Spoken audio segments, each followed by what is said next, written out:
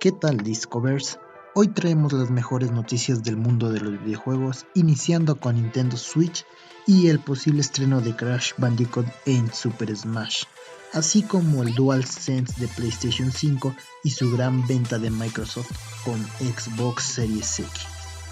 Así que hola de nuevo y bienvenidos a Discovering the New Video Games.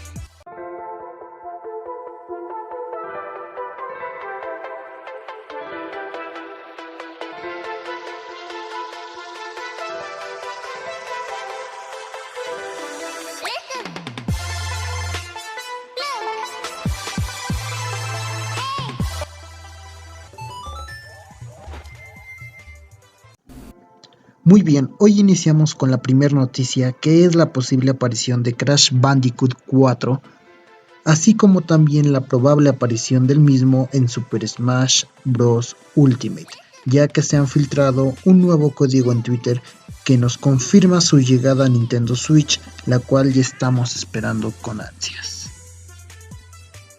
Bien, nuestra segunda noticia del día muestra cómo el director creativo de Stadia Google afirma que los streamers deberían de pagar a los editores un porcentaje de sus beneficios, lo cual ha anunciado en un tweet que el propio director subió, y como un youtuber más estoy en desacuerdo a su propuesta, así como varios youtubers que han expresado su inconformidad debido a su propuesta mediocre que ha dado a conocer. Muy bien, continuando con las novedades, PlayStation 5 nos trae la noticia de que la consola tendrá carcasas intercambiables para poder personalizarla a nuestro gusto, las cuales ya están a la venta y tienen una gran variedad. Bien, otra de las noticias que nos trae es su DualSense dentro de sus controles, que es toda una novedad y del cual sin más les traemos un video que muestra la gran variedad de funciones que tiene. Así es que disfrútenlo. This is the brand new DualSense controller for PS5, which we happen to have a little early. So why don't we take a deeper dive on what the PS5 controller is all about? Are you sure it won't be sand? If there's sand inside this box, I'm gonna cry live on camera. So up front, DualSense wireless controller for PS5. We'll flip it over to the back. Haptic feedback, feel more with physically responsive feedback to your in-game actions, adaptive triggers. That's actually something I definitely want to try. The built-in microphone, which is nice to have because I'm someone who doesn't usually keep a headset around. And signature comfort. Contents, DualSense wireless controller and an instruction manual. No USB-C. Compatible hardware, PlayStation 5. I hope that that's not always going to be the case, because it's gonna be really sad if this doesn't work on Android, iOS as a normal Bluetooth controller. All right, here goes nothing. Let's unbox the PS5 controller for the first time. And inside here, well. No, literally, facing you. This it was thing. facing. No. This thing? Do you want me to unbox it for you? Oh, this thing. Oh! Yeah, that. I saw that. Oh, yeah! That is a DualSense controller. This isn't white at all, this is gray. All of the images make it look totally white. Wait, here, for comparison, this is a DualShock 4. Can you see the difference there? This looks so significantly grayer. All right, before I look too much into the controller, that's literally all you get in the box. There's an instruction manual, but there's no USB cable or anything like that. So what do you get with your $70 DualSense controller for PS5?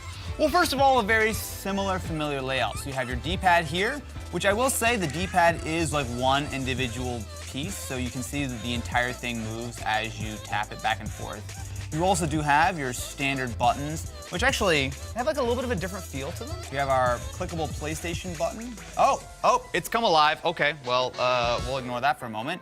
There's a physical button on here, which looks like it is for muting either your headset or I assume the actual mic. And then you have your little touchpad, which feels very similar to what you got on the PS4. Now the thumbsticks, I like it. It's actually a very grippy kind of finish. So it's got that little dome on the inside, so it's easy to grab. I mean, literally no matter where I touch it, it's very, very grippy. You want to teabag your mom? I don't know, is that what kids sound like on PSN these days? So on top we have our triggers. Oh, that's actually really nice. That's actually surprisingly stiff. Not so much the fact that like you really have to like crank it in, but like you have a lot of sort of levels of sensitivity there. Interesting. Something I'll say with all of these buttons, they feel well damped, right? So if you use a lot of controllers, especially if you use like cheap controllers, you can tell that oftentimes you can see that it's a button, but it kind of just like feels sort of hollow. It doesn't feel very, I don't want to say premium, but like you kind of tell it just feels a little cheapy. Every single one of these buttons, I mean, you can hear it. It's very like satisfying sounding. So of course we have our USB-C port down here. Nothing really on the back, short of what looks to be a little like pen hole. I wonder if this is how you reset it. There's a little QR code on the back. I wonder what happens if I scan the QR code. So there we go, hit the code. Oh, look, that exactly lines up with the actual number on the back of the PS5 controller. So I don't know if you can see, but like, it's really pretty sharp, whereas you look at something like the DualShock 4, it's much rounder on the bottom. So there's no doubt that the DualSense is a larger overall controller than what you get with the DualShock 4. Oh, looky what we've got here. Yo, what's up, dude? Why are you upside down? Yeah, why you're upside down? I said it's like we're looking at a sexy mirror. All right, dude, come look at this. Look at this. That's dope. It is a lot bigger than the DualSense or the DualShock 4. Like, if you put it like side by side. I prefer Xbox controllers. So I've got the Series X controller here. So the thing is, they've got like the same layout. No, I'm definitely gonna get the PS5. The controller's dope. I don't know. I think the PlayStation kind of looks ugly, but I mean, we say that as you know, ever since PS2, it's always been black, slim, to the point, whatever. I don't give a shit how it looks. I just want to play it. Yeah. Thank you for showing me that. It means a lot, dude. Yeah, of course, man. So when you put the DualSense controller side by side with the Xbox Series X controller as well as the DualShock 4, there are a few things that really jump out. First of all, this guy seems tiny, right? Both of these controllers seem much larger. Specifically the DualSense actually I think is the biggest of the three. I'm not gonna say that I need to tear this thing apart, but I kind of want to see what's inside. Just a little bit, just a little bit. Welcome, friends, to a trip down bad idea lane. Starting out with, let's do what no one in their right mind would ever try and think would remotely work. Let's plug the DualSense controller into an Xbox Series X. Does it make sense to try this before the PS4 or any of the other options that might have a slight chance of working? Of course. Am I gonna do it anyway? Absolutely. Oh, it's charging. The PlayStation is harvesting its energy from the Xbox. Nope. Okay, don't plug this into your Series X. Let's try a PS4. So, I don't think this is supposed to work. And is it going to work? Wait, look. Oh my God, the microphone works. Check. Ah, it works. I mean, that sounds terrible. Oh, look at that. Is that? Oh my God. Is that it? No, it is not. Wait. No. But it cared though, it showed up as a wireless controller. Wait Oh no, a minute. it's blue. It's blue though. That's definitely connected. the one. And it's not to say that this in the future couldn't work with a PS4. I don't think they would necessarily need. They want to sell PS5s. Yeah, absolutely. This just got spicy, my friends. Spicy. Next up, we have one of the most hardcore gaming PCs that I own, the Surface Laptop Go. Is that because this is the only PC that I have that I don't have to go search for? Yes it is. But hey, a PC's a PC, right? Oh, it works. Okay, so our X-axis works. Our Z is a little bit weird, but the top buttons work. Rotation works, face buttons work. Dude, this is a fully functional PC controller. It might not be set up quite right. I would say it almost definitely won't be, but I plugged in and it just works right out of the box. Wireless controller. Yes, please. The DualSense is now paired with my Pixel 5. What happens if I press buttons? It works. It works as the home button. Wait, hang on, if I scroll? Dude, this 100% works. Now, let's play some Xbox games via xCloud with our DualSense controller. Yeah, buddy. I am playing an Xbox game using the DualSense 5, or the DualSense regular. So this certainly isn't the way I thought I would first test out the DualSense controller, but there are some things that we can learn here. So of course, some of the special features simply are not working here. So I don't have any of the vibration, I don't have any of the haptic feedback, but what I do have is a good sense for how the controller feels. So there are a couple of things that jump out to me. I really like these triggers, even without the fact that I don't have that extra sort of level of feedback that I will when I'm playing on a PS5, but they just have a nice feel to them. Something else that's interesting as I wildly go off the road is the fact that this has a little bit of a looser style of stick than I'm used to. So especially if you played a lot on the Xbox controller, you'll know that that is a little bit of a firmer feel. This actually feels a little bit lighter, but I don't hate it. It's easy enough to control. I also really like the size of this controller. I don't exactly have huge hands, but this feels very, very comfortable to me. But with very little setup, I am up and running using the DualSense controller on Android and specifically inside of Xbox Game Pass. We all know what time it is. We're gonna open it?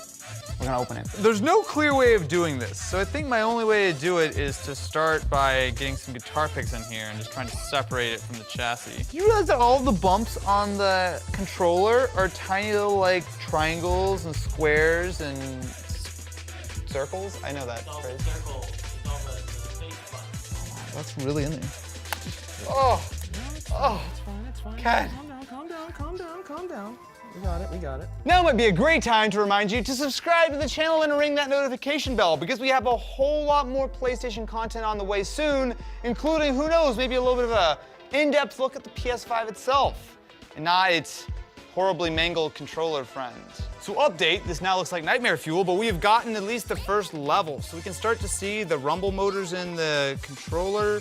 We see some circuit boards. Now the main thing is just trying to detach it from the top. Yeah, that's it. Boom. Well, we broke it, but it's fine. Oh, we did break it. Well, That's okay, whatever. For science. so inside we have what are pretty major rumbles in the actual handles themselves. You also see that the impulse triggers, there's a whole lot going on here. I'm not sure if you can quite see that, but essentially right below the trigger, there's this huge mechanism here, which while I can't actually get it to fire up. Now we also do have our 1560 milliamp hour battery. This part, I was gonna say any part of this controller is mildly user serviceable, would probably be the battery. You can kind of get the battery out without destroying everything. The main problem we had was removing this shell. You see that the plastic is very complex shape, so it actually comes in underneath where the triggers are, and it's really hard to get that out without breaking, so maybe some slight damage there. But I think we actually can get this back together and it should work. This has two microphones. Wait, do you see this? So there's a microphone right here, which is what you would see on this part of the controller, right? So it's like right below where the PlayStation logo is. But if you look on the back, there's a second microphone which lines up with the little hole right here. Oh, maybe that's like a noise canceling microphone. Yeah. So I guess it doesn't have to listen to the sounds of your hands furiously clicking in Red Dead 3. No, because the speaker you can see is actually right here, and the speaker is actually fairly large. You know, the speaker looks like an HDMI port from here. There is a whole lot of tech that is crammed into the DualSense controller, which makes sense, especially at $70. But until next time, thank you very much for watching. Make sure to subscribe to the channel for more PS5 content like this, and I will now go and spend the next 3 hours trying to reassemble this, and maybe get some super glue. Bueno, hasta aquí el unboxing donde pudimos observar el aumento en el tamaño de los controles de PlayStation 5, pero también el aumento de sus funciones. Bien, para cerrar nuestro video de hoy, les traemos una noticia de Xbox Series S que está siendo agotado en varios sitios en diversas cadenas de venta físicas y en línea, también debido al éxito que tiene como consola de estreno, mencionando que tanto el diseño de la consola como el de su caja son una verdadera belleza, lo cual explica el porqué el agotamiento tan repentino de esta consola. Muy bien, hasta aquí nuestro video. No olviden de dar like, suscribirse, comentar y compartir. Recuerden que ya se llega noviembre y el sorteo de nuestro canal también. Así que los esperamos en la próxima entrega de Discovering the New Video Games.